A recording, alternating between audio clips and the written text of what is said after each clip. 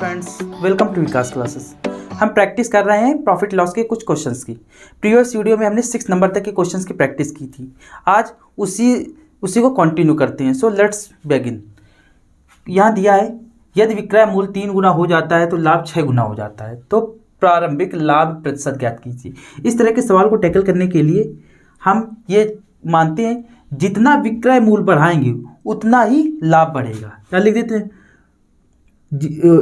जितना एसपी मतलब विक्रय मूल्य। जब एसपी कहेंगे तो इसका मतलब विक्रय मूल्य सेलिंग प्राइस की बात होगी। जब सीपी कहेंगे तो कॉस्ट प्राइस यानी लागत मूल्य या कह सकते हैं किराए मूल्य। तो जितना एसपी बढ़ेगा उतना प्रॉफिट बढ़ेगा। जितना विक्रय मूल्य बढ़ाएंगे उतना ही प्रॉफिट बढ़ेगा, और जितना एसपी घटाएंगे उतना ही हानि होगी। तो यहाँ पे देखते हैं, यहाँ पे दिया है यदि विक्रय मूल्य 3 गुना हो जाता है, यानी पहले SP1 और SP2 मान लेते हैं। पहले विक्रय मूल्य 1 था, अब 3 गुना हो गया। 1 का 3 गुना यानी 3 हो गया। पहले SP का जो रेशियो है SP1 और SP2 यानी 1 और 3 का रेशियो हो गया। तो प्रॉफिट 6 गुना हो गया। इसका मतलब पहले प्रॉफिट मान लें 1 का प्रॉफिट था, अब प्रॉफिट कितने का हो गया, 6 गुना हो गया, मतलब 6 का प्रॉफिट हो गया। अब यहाँ पर देखिए, यहाँ SP कितनी बढ़ रही है, 1 से 3 यानी 2 बढ़ गई। यहाँ पर कितनी बढ़ गई, 1 से 6, हम कहेंगे 5 बढ़ गया। लेकिन हमने कहा जितना SP बढ़ेगा उतना ही प्रॉफिट बढ़ेगा, तो इसको हम बराबर करते हैं। यहाँ देखिए 2 और 5, इनको बराबर करने के लिए दोनों को 10 करते हैं, यानी यहाँ पर हम कर देंगे 5 का गुणा और यहाँ पे कर देंगे 2 का गुणा। तो अब दूसरे SP से मतलब नहीं है। अब पहले देख लेते हैं। देखिए अब SP1 कितना हो गया, 5, और प्रॉफिट कितना हो गया, अब 2 का इसमें गुणा कर देंगे 2। हम कहेंगे कि 5 का हमने सामान खरीदा, 2 का प्रॉफिट हो गया। इसका मतलब हमने 5 का सामान बेचा और 2 का प्रॉफिट हो गया। इसका मतलब खरीदा कितने में था, खरीदा था हमने 3 रुपये में। 3 रुपये में खरीदा था और 2 का प्रॉफिट हो गया।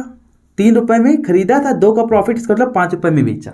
अब देखिए यहाँ कह रहा है प्रारंभिक लाभ प्रतिशत ज्ञात करना है, यानी अब कहेंगे 2 रुपये का लाभ हो गया 3 पे, तो 2 का लाभ 3 पे कितने परसेंट हो जाएगा, 1/3 होता है 33 से 1/3%, 2/3% हो जाएगा 66 सही 2/3%। अब देखते हैं क्वेश्चन नंबर 8। यहाँ दिया है यदि विक्रय मूल्य 2 गुना हो जाता है तो लाभ 400% बढ़ जाता है। 400% को 400/100 लिख सकते हैं, यानी 4/1।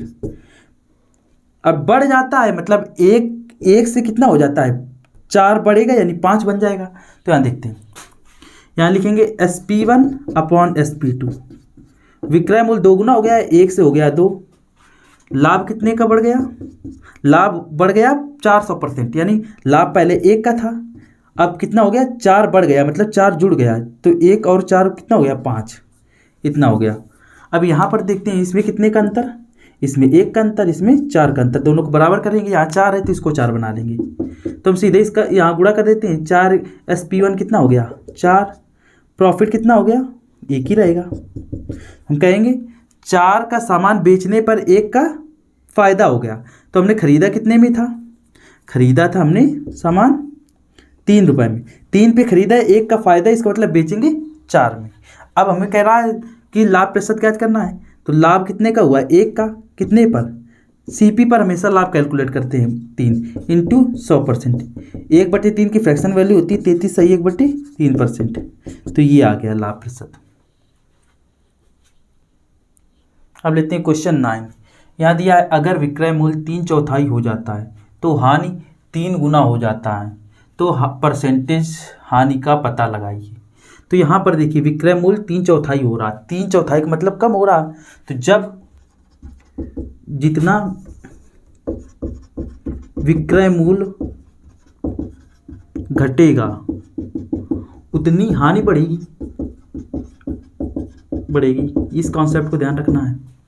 जैसे विक्रय मूल्य 3/4 हो गया, तो अगर SP1 और SP2 विक्रय मूल्य 3/4 हो गया, यानी पहले 3 था,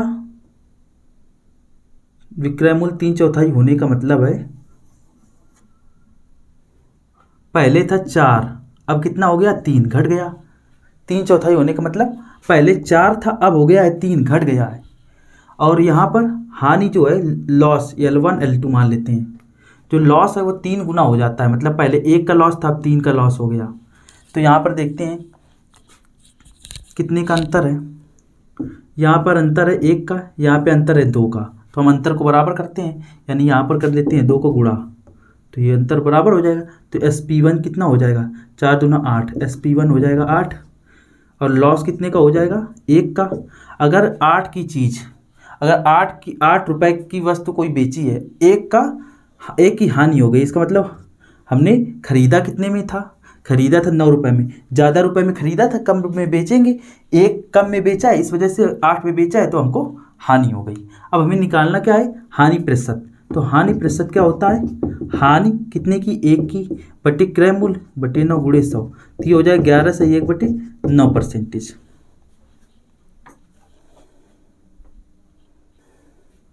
अब लेते हैं क्वेश्चन नंबर 10। यहाँ दिया है ए की चिन्हित कीमत इसकी लागत मूल्य से 1800 रुपये अधिक है। जब ए पर 600 रुपये छूट दी जाती है तो 20% का लाभ प्राप्त होता है। 35% का लाभ प्राप्त करने के लिए ए को किस मूल्य पर बेचा जाना चाहिए। अब ये दूसरे टाइप का क्वेश्चन है, यानी ये यानी डिस्काउंट से रिलेटेड है, छूट दी जाती है। छूट हमेशा मार्क प्राइस यानी अंकित मूल्य पर दी जाती है और लाभ क्रय मूल्य पर होता है। तो यहाँ पर कह रहा 800 रुपये अधिक है लागत मूल्य। ए की चिन्हित कीमत वही मार्केट प्राइस होता है या अंकित मूल्य कह देंगे इसको। अंकित मूल्य इसकी लागत मूल्य से 800 रुपये अधिक है, ठीक है।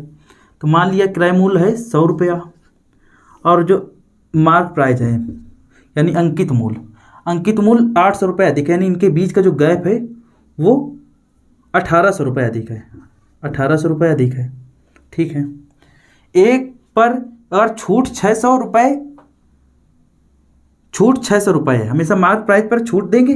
अगर यहाँ 600 रुपये कम करेंगे तो इसका मतलब बेचेंगे कितने में, 800 का सामान हम बेचेंगे 1200 रुपये में, नहीं 18 में जब 600 जाएगा तो 1200 बचेगा, 1200 रुपये, ठीक है।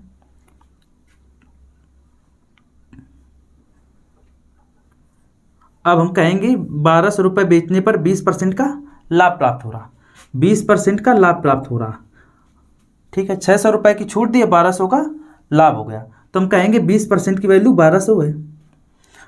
अब 35% का लाभ प्राप्त करना है तो 100 का 35% क्या हो जाएगा, 35, यानी लाभ जुड़ जाएगा, यानी 135% में अगर बिकेगी तो लाभ हो जाएगा। तो कहेंगे 20% की वैल्यू 1200 रुपये है, तो एक की वैल्यू कितनी हो जाएगी, 600 रुपये। एक की वैल्यू 600 रुपये तो 135 की वैल्यू 135 गुणे 600, तो ये आ जाएगा 0 6 पंचे 30 की 0 हंसी लगी 3, 13 छंगा 78 3 81, इतने रुपए।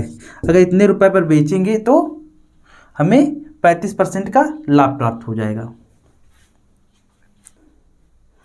अब डिस्कशन करते हैं क्वेश्चन 11 पे। यहाँ दिया है ए बी दोनों एक ही उत्पाद बेचते हैं, उत्पाद का अंकित मूल्य 38,000 रुपये है, पूरे सौदे पर 10% की छूट देता है, जबकि बी पहले 20,000 पर 12% की छूट देता है और बाकी 18,000 पर 8% की छूट देता है। उनके विक्रय मूल्य में क्या अंतर है। ए और बी दो उत्पाद बेचते हैं जिनका अंकित मूल्य समान है, अंकित मूल्य 38,000 रुपये है।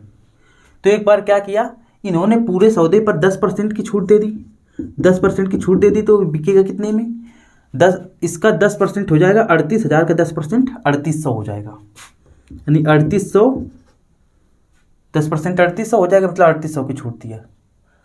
अगर जब यहाँ पर जबकि बी पहले पर, यानी जो बी वाला है वो पहले 20,000 पर 12% की छूट दे दे और ए जो है और बाकी 18,000 पर 8% की छूट दे दी, तो यहाँ पर कितने बिकेगी, 20,000 का जब 12% निकालेंगे, 12% निकालेंगे तो कितना आ जाएगा, 4,000, नहीं 20,000 का जब 12% निकालेंगे तो 12 दिन 2400 आ जाएगा, यहाँ 2400 रुपये आ जाएगा, 2400 की छूट। 18,000 का जब 8% निकालेंगे, 18 8 144, 144 और ये 00 नहीं, ये 1440 आएगा, 1440 ये आई छूट। देखिए यहाँ पे पूछा है उनके विक्रय मूल्य में क्या अंतर है। एसपी दे, ये एमपी सेम है। जब एमपी सेम हो, जब मार्क प्राइस सेम हो, तो जो एसपी का अंतर निकालना, यानी विक्रय मूल्य का अंतर, विक्रय मूल्य का अंतर जो होगा वही होगा जो इनके छूट में अंतर है। ये याद रखना कॉन्सेप्ट। यहाँ पर देखिए इनको जोड़ने पर कितना आएगा, 0 4 4 4 8 और ये 3, ये 3840 है। जब दोनों को मिला करके छूट कितना, 3840। जब एक साथ छूट दे रहे थे तब 10% की छूट, यानी अभी छूट है 3800, बाद में छूट कितनी होगी 3840, यानी छूट में अंतर कितने का, 40 रुपये का। और यही छूट में अंतर जो होगा यही एसपी का अंतर होगा। अब बढ़ते हैं क्वेश्चन नंबर 12 पर। यहाँ दिया है 2 मोटरसाइकिल की लागत मूल्य समान है। एक को 12% के लाभ पर बेचा जाता है और दूसरे को पहले की तुलना में 1,10,000 रुपये अधिक में बेचा जाता है। यदि कुल लाभ 23% है तो प्रत्येक साइकिल की लागत मूल्य ज्ञात कीजिए। यहाँ पर देखिए लागत मूल्य समान है, यानी क्रय मूल्य समान है। तो यहाँ पर एक पर 12% की छूट दी जाती है, दूसरे पर हमें नहीं मालूम।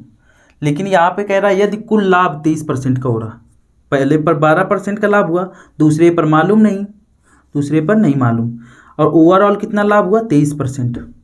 तो इस तरह के सवालों को करने के लिए हम क्या करते हैं कि एवरेज ले लेते हैं, यानी इन दोनों का एवरेज ये होगा, ये और इन दोनों का एवरेज ये होगा ओवरऑल। तो हम क्या लिखते हैं, इसको अगर मान लिया जैसे x मान ली तो 12 + x बराबर 23।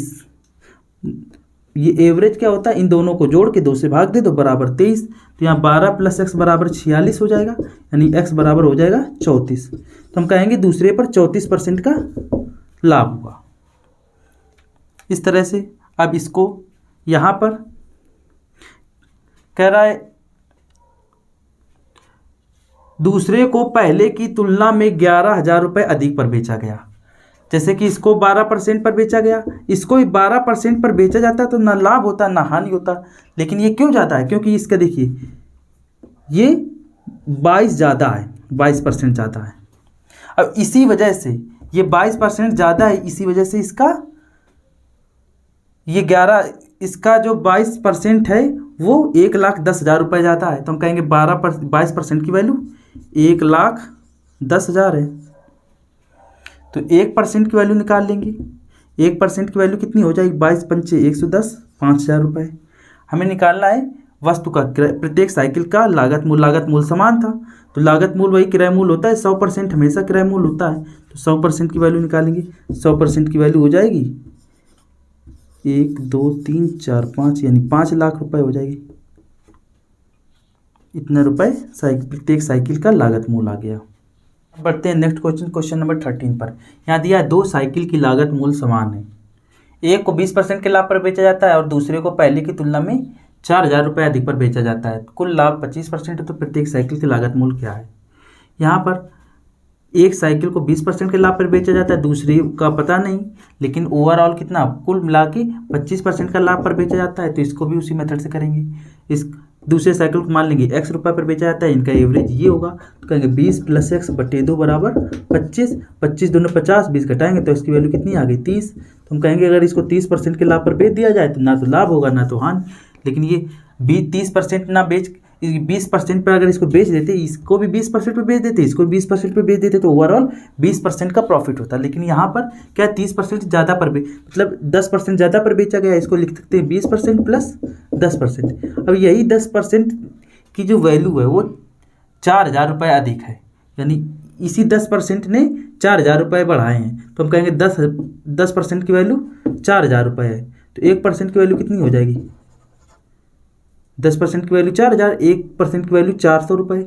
हमें निकालना है लागत मूल्य यानी किराया मूल्य यानी CP। 100% की वैल्यू क्या हो जाएगी, एक की वैल्यू 400, तो 100% की वैल्यू 40,000 रुपये इतना आ जाएगा। अब बढ़ते हैं क्वेश्चन नंबर 14 पर। लिखा है 3 साइकिलों की लागत मूल समान है, एक को 12% के लाभ पर बेचा गया, दूसरी को पहले की तुलना में 2900 रुपये अधिक पर, और तीसरी को दूसरे की तुलना में 1000 रुपये अधिक के लिए बेचा जाता है। यदि कुल लाभ 25% है तो दूसरी साइकिल का विक्रय मूल्य ज्ञात कीजिए। हमने मान लिया कि दूसरी साइकिल को अधिक पर बेच ही नहीं रहे हैं, ये जो है इसको बेच नहीं रहे हैं अधिक पर, ना ही इसको 10,000 रुपये अधिक 1,000 रुपये अधिक कर रहे हैं। हम कह रहे हैं कि पहली साइकिल को भी 12% के लाभ पर बेचा है और दूसरी साइकिल को भी 12% के लाभ पर बेचा है और तीसरी साइकिल को भी 12% के लाभ पर बेचा है। और ये जो 2900 और 1000 है, ये हम क्या करते हैं तीसरी साइकिल पर ही बढ़ा दें। 2900 और 1000 यानी 3900 रुपये इसको अधिक कर दें। अब ओवरऑल जो लाभ हुआ वो 25% का हुआ है, तो हम कहेंगे इन तीनों का एवरेज 25 होगा, तो कहेंगे 25 तियाँ 75, 12 24 12 36, यहाँ 36 आया। 75 है, कितने की कमी है 75 में 12 24 12 36 घटाएंगे। हमने क्या किया, ये 12 प्लस 12 बटे किया 2 बराबर आना चाहिए था 75, लेकिन इसमें कुछ देखिए कमी आएगी। वो कमी कितने के बराबर है ये देख लेते हैं। 15 में 6 गए 9, यहाँ बचता है 6, 6 में 3 गए 3, 39 की कमी है। तो हम कहेंगे ये जो 39 की यानी 39 रुपये अधिक है। ये 12 36, 36% ओवरऑल हो रहा, लेकिन यहाँ पर ये 75% है। अगर इनका तीनों का 25 तीनों को हो जाती है 75%, यानी 36% कमी है। ये 36% की वैल्यू कितनी हो जाएगी 3900, नहीं 39 है ये, सॉरी यहाँ पर 39% है। 39% की वैल्यू 2900 रुपये है, तो 1% की वैल्यू कितनी हो जाएगी 100 रुपये, और 100% की वैल्यू कितनी हो जाएगी 10,000 रुपये। यही 10,000 रुपये क्या है प्रत्येक साइकिल का क्रय मूल्य, लेकिन हमसे क्रय मूल्य नहीं पूछा है, हमसे पूछा है दूसरी साइकिल का विक्रय मूल्य। तो दूसरी साइकिल का विक्रय मूल्य कितना है 12% का लाभ हुआ था, पहले तो ये क्रय मूल्य 10,000 रुपये होगा, और दूसरी साइकिल पर 12% का लाभ हुआ था, यानी क्रय मूल्य का 12% कितना हो जाएगा 10,000 का 12% हो जाएगा 1200 रुपये। तो ये और साथ में कह रहा था 2900 रुपये अधिक है दूसरी वाली साइकिल के, कह रहा और दूसरी को पहली की तुलना में 2900 रुपये अधिक पर बेचा, मतलब 2900 रुपये और अधिक करेंगे इस पर।